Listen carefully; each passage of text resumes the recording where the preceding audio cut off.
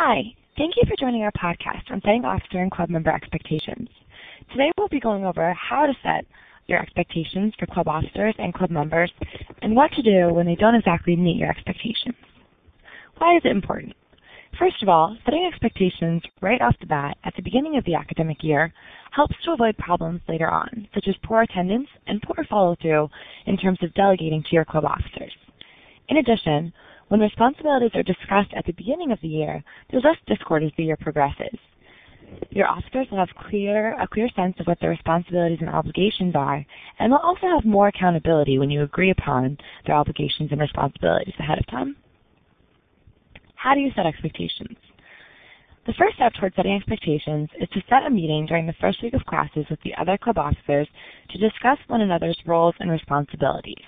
This will include attendance at officer meetings and general club meetings, duties for each club officer, and communication in terms of emailing club officer meetings and just keeping in touch with one another as the year progresses. You should also discuss consequences if these responsibilities are not fulfilled, such as removal from officer position or a probation period when officers are not completing their duties as discussed. You should also draft individual officer contracts with the officers and have the officers sign them. This way you'll have a formal piece of writing that everyone has agreed upon in terms of their responsibilities. You should also include your club advisor in this process. This lends a sense of formality to the process and will ensure that your officers take it more seriously. You should also set expectations for general club members. On the left-hand side of the slide, the Executive Board decides the expectations regarding attendance for meetings and events, dues for club members, and also consequences if they don't fulfill their dues or their attendance policy. On the right-hand side of the page, the member expectations might look something like this. Members might be expected to attend 75% of all general meetings and 50% of all events during the academic year. They also might have to pay $10 in club dues by September 1st. One way to ensure the club members pay their dues is to not add them to the club email list until their dues are received. Also include consequences. For example, remove club members from the club if they don't attend 75% of meetings, 50% of events, or pay their dues. Now what? Now that you have set expectations, they will hopefully go as planned. One way to ensure that they do go as planned is to give continuous positive feedback throughout the academic year. On the right-hand side of the page, here are some examples of giving continuous positive feedback. One way is to greet people in emails and sign emails with a thank you. Don't just start with an email asking them favors and telling them what to do. Ask them how their weekend was, say hello, and then ask them their favor or tell them what they need to do for a specific event. Always sign it with a thank you. Be personal and build the relationship. Also, send out kudos after a successful event. If one of your club officers did a particularly good job with an event, let them know that. Then next time they have a specific responsibility, they're more likely to put time into it and to do a great job.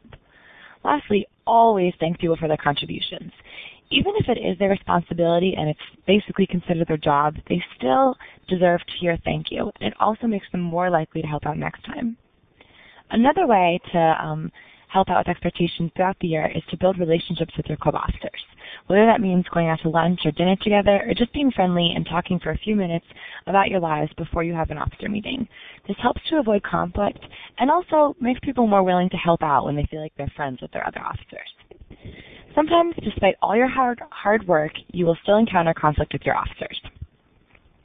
When you do encounter conflict, it's important to confront the problem and have a difficult conversation.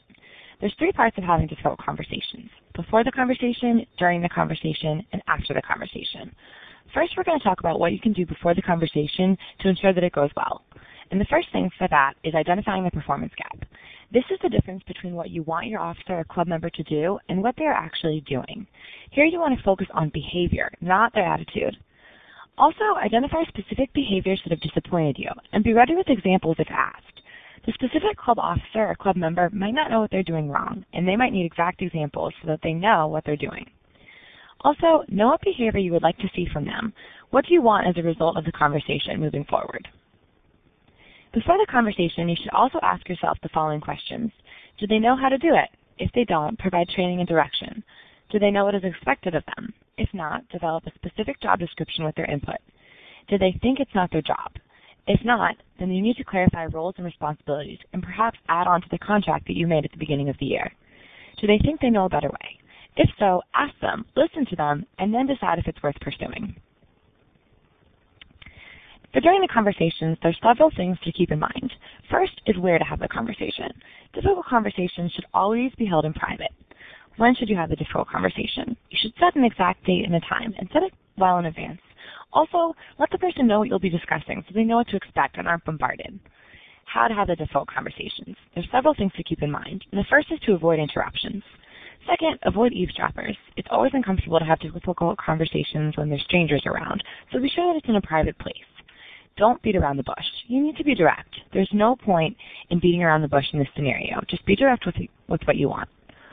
Also, use a firm but fair tone. Be direct and be assertive, but also be kind. There's no need to attack the person. Use I language. Tell the person how you feel in the situation and how it's impacting you, instead of focusing just on what they're doing wrong. Also, focus on the present and the future. Don't rehash all the old issues from the past. Focus on what you both can do moving forward. Also, keep an open mind. It's important to consider that maybe the reason why a club member or club officer hasn't been fulfilling their duties is because they've been having a really hard personal time or they're having a family problem. You need to be understanding of their issues and listen and understand that maybe there is a good excuse for what they're doing. Also, know what you want going into the conversation and what you want out of it afterwards. Also, describe the problem specifically with examples. Explain your concern and how it relates to you and the club. Listen and acknowledge their view. That way they'll be more likely to listen and acknowledge your view as well. Clarify your expectations. Agree on a solution that you can both compromise on. And express confidence in the employee. If you don't expect anything of the employee or trust them, then chances are they're going to disappoint you. You need to tell them that you expect a lot of them and that you do trust them and that you're confident in what they can accomplish. Also, during the conversation, there are 5 steps to keep in mind for giving constructive criticism. The first is to define the problem in behavior terms. For example, you have missed 3 officer meetings this semester versus you have a bad attitude and are lazy. Second, relate the impact on your feelings in the club. For example, I'm concerned because others are having to assume your workload and the quality of the club is suffering. Third, ask, then listen for the real problem. For example, it would help me to know why you didn't show up to our last event. Then give them a real opportunity to explain and listen to them. This will help you better identify the problem. Next, work out a win-win change. For example, I will let you know of our events farther in advance if you agree to attend them all. Your club officer or club member is more willing to change if you're willing to do something in addition. Lastly, focus on the positive elements of the relationship. For example, you do a wonderful job on our club budget. Thank you. It's important to involve positive elements and compliment them. This way they'll be more likely to follow through on other things that you request. Also, after the conversation, follow up. In heated conversations, final decisions can often seem vague afterwards.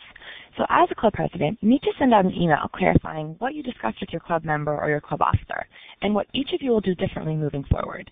Don't rehash the problem. Focus on the future, move on, and be positive.